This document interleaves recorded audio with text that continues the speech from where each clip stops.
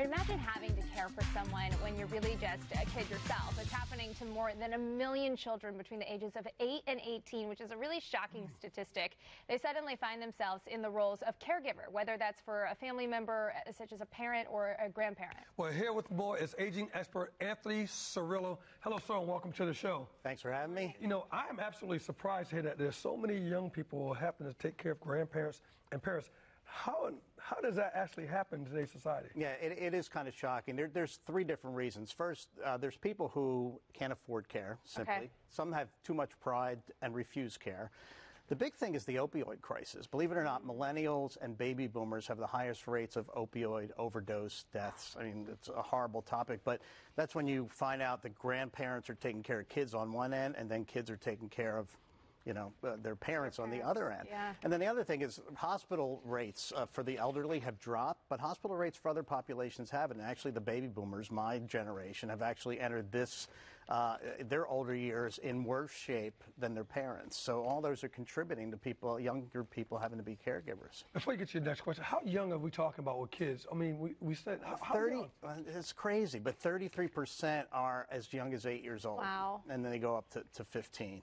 And that's just, cutting someone's childhood in half and not even fathoming to think like that. Exactly. And you said the opioid crisis. I know we've done plenty of stories on that and how North Carolina is actually really up there with the number of people who are suffering from that. So in addition to that, tell me a little bit about what kind of ways are these kids taking care of? Is it emotional? Is it physical? Is it... Well, you would think, well, oh, they must just be doing regular, custodial types of things. They're cooking, they're cleaning, they're mowing the lawn. No, they're also doing medical types of things. They're going to medical appointments. They're handling medications.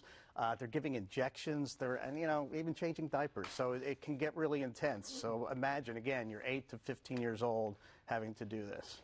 And you already started to say, what is the impact, the long-term impact on kids who are actually taking care of grandparents and parents at such a early age? Yeah. Well, it actually works two ways.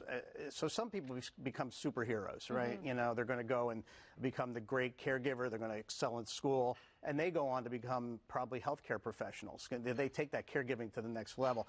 Other people walk away from the responsibility, and then other people look at it and they go through it, but in later years they resent it, and they need the emotional support and the real resources to really help them get through that and cope with that because they have a lot of resentment. You would have to imagine the toll that would take on a child to have to be put in that position and the resentment, like you said, later on in life when you see your parent, your grandparent, when they were supposed to be taking care of you. Exactly. Okay, so what kind of organizations? I imagine there's a bunch of organizations here in our area that can really help to take that burden off. There's a lot that have local chapters, and I have them on my website. There's one I really want to talk to you about, and it's called the American Association of Caregiving Youth. It's AACY.org.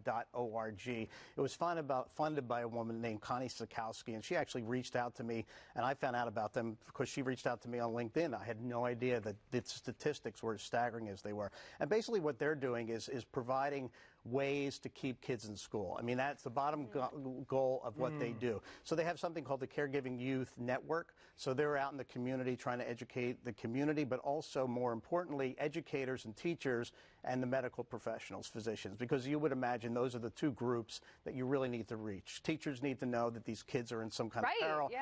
Doctors, nurses, they need to know as well. And they also have something called the Caregiving Youth Project, and they provide in-class programs, so support groups, lunch and learn sessions, in-home, like tutoring, providing computers, and then also out-of-the-school programs where they bring caregivers of the same age together and fun programs, educational programs. It might be hiking, fishing, camping, and so it's a way to get together. So I would encourage people to look at that organization and to see if they have any local resources. If not, it would be a great way to reach out to them and suggest that they do. It makes you feel for teachers thinking you have students in your class who are going through all of this at home and you're wondering why they're doing bad in school. So exactly, so they need to know.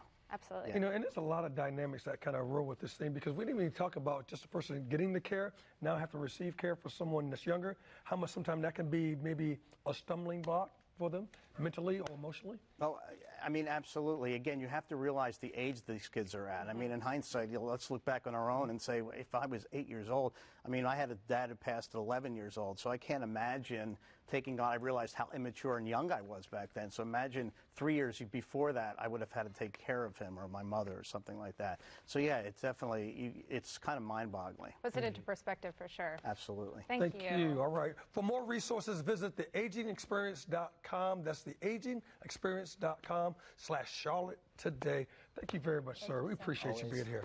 All right.